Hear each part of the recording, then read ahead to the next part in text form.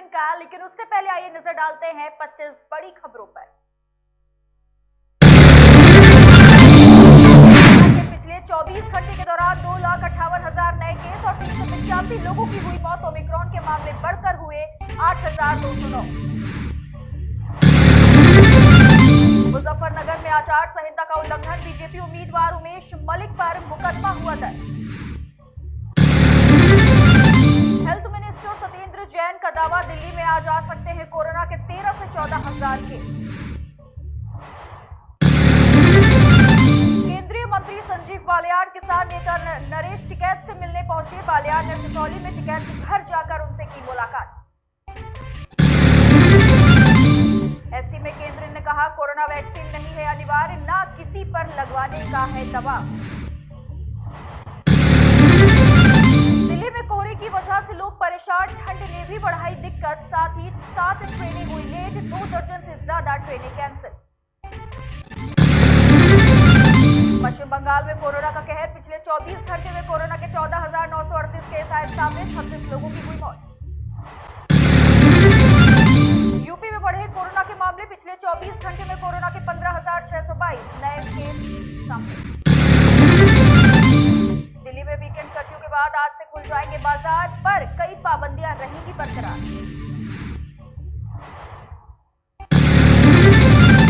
उत्तराखंड में राज्य में हर दूसरे संक्रमित में ओमिक्रॉन के लक्षण, 85 सैंपलों में नया वेरिएंट मिला।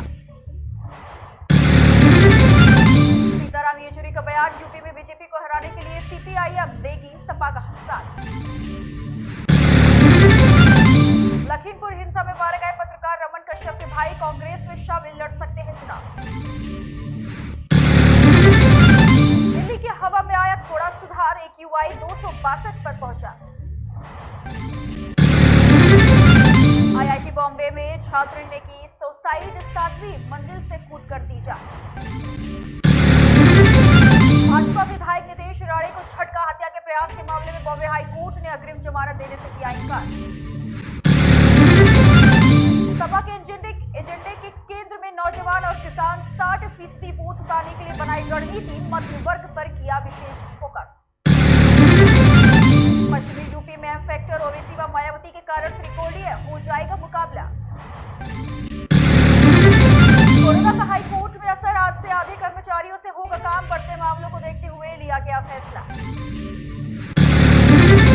यूपी में घने कोहरे की चपेट में उत्तर प्रदेश, बरेली बना सबसे ठंडा शहर, अभी बारिश के भी बन रहे हैं आसार। आप की 150 सीटों पर प्रत्याशियों की पहली सूची जारी, संजय सिंह ने किया ये बड़ा ऐलान।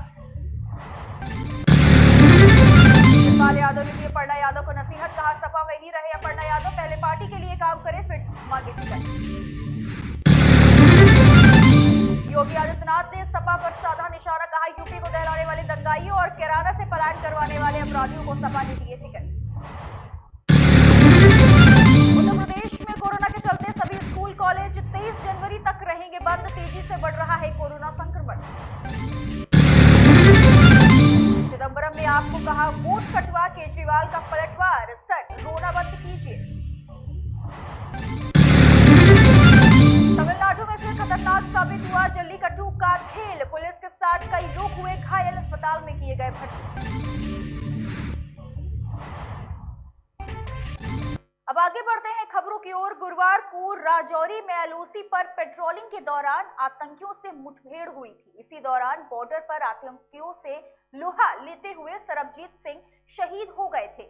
शहीद सरदार सरबजीत सिंह का शव उनके पैतृक गांव सिखन्नपुरवा पहुंचा दिया गया है। शहीद के अंतिम दर्शन के लिए लोगों की भीड़ भी उमड़ पड़ी है।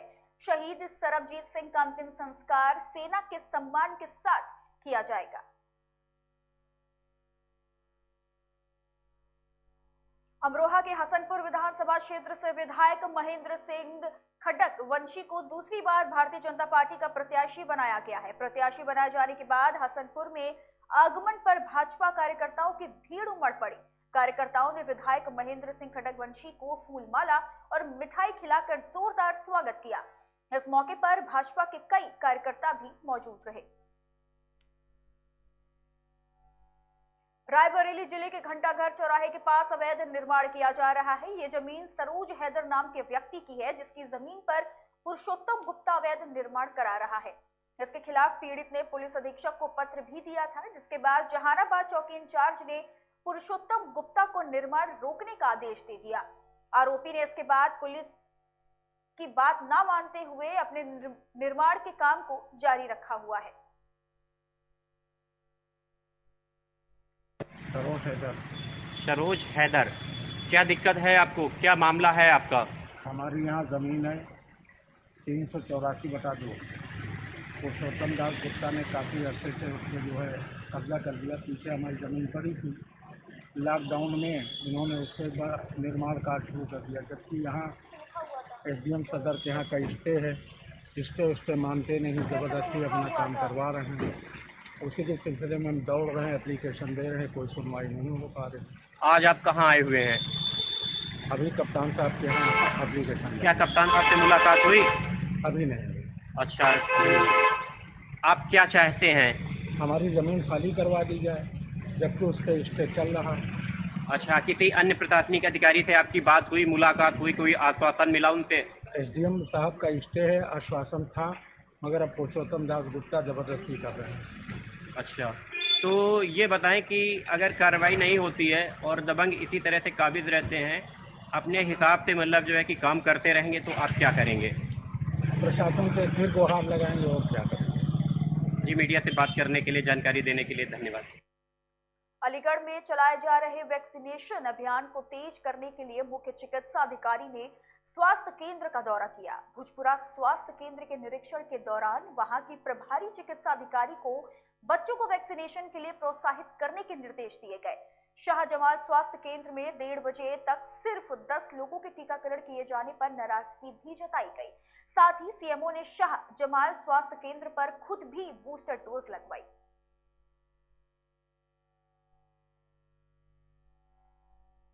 आगामी विधानसभा चुनाव को लेकर एक तरफ जहां चुनाव आयोग सख्त है, तो वहीं दूसरी तरफ संत समाज एक बार फिर योगी आदित्यनाथ की सरकार बनाने की तैयारी कर रहा है और बैठक करके योगी सरकार के कामों को गिना रहा है। इतना ही नहीं, संत समाज ने संतों का मत योगी आदित्यनाथ की झोली में डालने की अपील भी की। चित्रकूट के रामायणी कुटी में विश्व हिंदू परिषद के बैनर तले एक चिंतन बैठक बुलाई गई, जिसमें चित्रकूट के दिग्गज संत महात्माओं के साथ साथ अयोध्या न्यास के महामंत्री चंपत राय ने भी शिरकत करी। इस चिंतन बैठक में संतों ने योगी सरकार के फायदे गिनाए, साथ ही मौजूदा सरकार को फिर वापस लाने पर जोर दिया। बैठक के मुख्य अतिथि चंपत राय ने फिर से योगी आदित्यनाथ को कुर्सी तक पहुंचाने की अपील की। स्ट्रक्चर सुविधाएं खड़ी कर रही है। भारत सरकार रेलवे स्टेशन को कई गुना बढ़ा रही है। उत्तर प्रदेश सरकार ने हवाई अड्डे को बहुत व्यापक रूप दे दिया है। भारत सरकार हवाई अड्डा ला रही है। उत्तर प्रदेश सरकार ने बस अड्डे को 3 गुना बना दिया है। अयोध्या में अभी तक बस अड्डा नहीं था, सड़क पर बसें खड़ी होती थी। सड़कों का चौड़ीकरण, कम से कम 1000 गाड़ियों का पार्किंग करने की अनेक स्थानों पर सुविधाएं, पानी, स्वच्छता, इन सब का विचार बहुत तेज गति से राज्य सरकार कर रही है। उनका विजन डॉक्यूमेंट वो सार्वजनिक हुआ है और इसलिए जनता की मौलिक आवश्यकताओं की पूर्ति का विचार तो सरकारों का कर्तव्य है, उस कर्तव्य को भी उत्तर प्रदेश सरकार ने ध्यान दिया है। बड़ी प्रसन्नता की बात है। अरे योगी जी अयोध्या से चुनाव लड़ने वाले थे, फिर गोरखपुर से चुनाव हो गया। तो वही बताया। मंदिर का 3D एनिमेशन तो यहाँ पे धर्माचार्यों की बैठक हुई था कि छोड़ने दीजिए, उसको तैयार करने में 4-6 महीने लगे हैं। वो 3D एनिमेशन स्वयं मैंने प्रसारित किया है, लार्सन टुब्रो ने उसको बनाया है। जिनको लगता है कि 3D एनिमेशन चुनाव के साथ जोड़ा जाए, वो इसको ठप कर दें, वो ऐसे आगे ना बढ़ाएं। एक चीज और जो चिंतन बैठक की जा रही चुनाव से पहले, तो कह रहे हैं कि बीजेपी के पक्ष में प्रचार प्रसार किया जा रहा है, हिंदू के एकता की बात की जा रही है। आप अपनी बुद्धि लगाइए, जो चाहे लिखो, ये आपका विषय, कलम आपका, मस्तिष्क आपका, आपको कुछ भी लिखने का अधिकार। चिंतन बैठक का उद्देश्य क्या था? आपने सुन लिया, बात खत्म। आप सुना नहीं, एक बार बोल चुका हूँ, दोबारा नहीं बोल सकता। धन्यवाद। ठीक, धन्यवाद। चलो। जालौर की पुरानी सब्जी मंडी स्थित व्यायामशाला में साप्ताहिक यज्ञ का आयोजन किया गया, जिसके बाद आर्य वीर दल और आर्य समाज ने अलवर में हुए मूक बधिर बालिका के साथ हुए दुष्कर्म कांड की कड़ी निंदा की। साथ ही सरकार से दुष्कर्मियों को कर फांसी की सजा दिलाए जाने की भी मांग की और बीकानेर गुवाहाटी एक्सप्रेस हादसे में मृतकों के लिए आत्मा की शांति की प्रार्थना की और घायल यात्रियों के जल्दी स्वस्थ होने की कामना की। कार्यक्रम में आर्य वीर दल के महामंत्री शिवदत्त आर्य भी मौजूद रहे। पीलीभीत के मरौरी विकास खंड में ग्राम प्रधान की लापरवाही का मामला सामने आ रहा है। गांव के बीच की सड़क गंदे नाले में तब्दील हो गई है, जिसके चलते गांव के लोगों को आने जाने में दिक्कतों का सामना करना पड़ता है। इतना ही नहीं, सड़क पर फैली गंदगी नई बीमारियों को भी बुलावा दे रही है। बार बार शिकायत करने के बाद भी ग्राम प्रधान और सचिव इस समस्या से बेखबर हैं। यहां से पैदल निकलने वालों को कई परेशानियों का सामना करना पड़ता है। ग्रामीणों का कहना है कि इसकी शिकायत करने पर प्रधान ने पुराने प्रधान पर बिल फाड़ते हुए मामले से अपने पल्ले झाड़ लिए हैं। कहाँ रहते हो? यहीं पर रहते हैं। गांव का नाम? देवरी रहते हो। क्या समस्या है आपकी? ये रास्ता हमारे सही ना है, पानी उनी कीचड़ बहुत है, लेकिन ना मिल लो। आपने प्रधान से शिकायत नहीं की? करी। क्या कहा प्रधान जी ने? प्रधान जी ने ये कहा कि पुराने प्रधान ने खा लिया तो मैं कहाँ से बनाऊं। पुराने प्रधान ने पैसा खा लिया तो मैं कहाँ से बनाऊं? हाँ। ये बोल दिया आपको? हाँ। क्या नाम है आपका? गंगाराम। कहाँ रहते हो? देवरी। क्या समस्या है आपकी? समस्या ये पानी भरा है बीच रोड में, निकलने परेशानी है, उसके लिए करते हैं, प्रधान सुनता नहीं है, कहते हैं शिकायत कर बजा देता है। प्रधान भगा देता है, आप शिकायत करते हो तो? हाँ। क्या नाम है प्रधान का? कहाँ रहते? पीलीभीत के कोतवाली जहानाबाद में एक मेडिकल स्वामी की बड़ी लापरवाही सामने आई है। यह लापरवाही इतनी भारी पड़ी कि गांव के एक चौकीदार को अपनी जान गंवानी पड़ी। चौकीदार गांव की दवा लेने गांव के प्राइवेट स्वास्थ्य केंद्र गया था। दवाई खाते ही उसके रिएक्शन से पीड़ित की तबीयत तुरंत खराब हो गई। हालत बिगड़ने पर पीड़ित को ऋषिकेश के एम्स ले जाया गया, जहां इलाज के दौरान उसकी मौत हो गई। परिजनों ने सूचना जहानाबाद पुलिस को दी है, जिसके बाद पुलिस ने शव को कब्जे में लेकर पोस्टमार्टम के लिए भेज दिया है। पिछले 2 हफ्तों से पड़ रही ठंड ने लोगों का जीना मुहाल कर दिया है। कायथा में सुबह कोहरे के चलते चारों तरफ घना कोहरा छाया रहा। इससे सड़कों पर आवागमन भी प्रभावित हो रहा है। शनिवार रविवार को भी दिन भर मौसम सर्द रहा।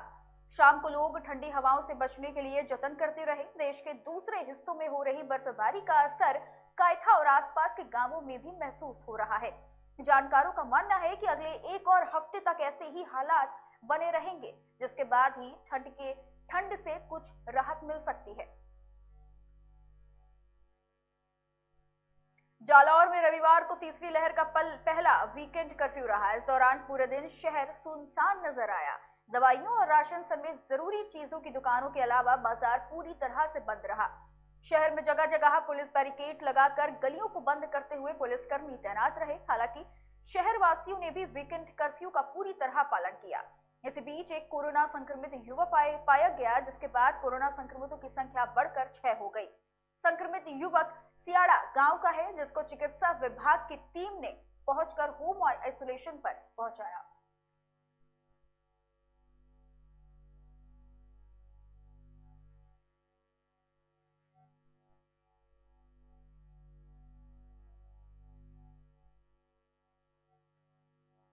इन्हीं खबरों के साथ रिपोर्टर्स बुलेटिन में फिलहाल इतना ही। आगे की तमाम खबरों को देखने के लिए आप बने रहे केकेडी न्यूज के साथ।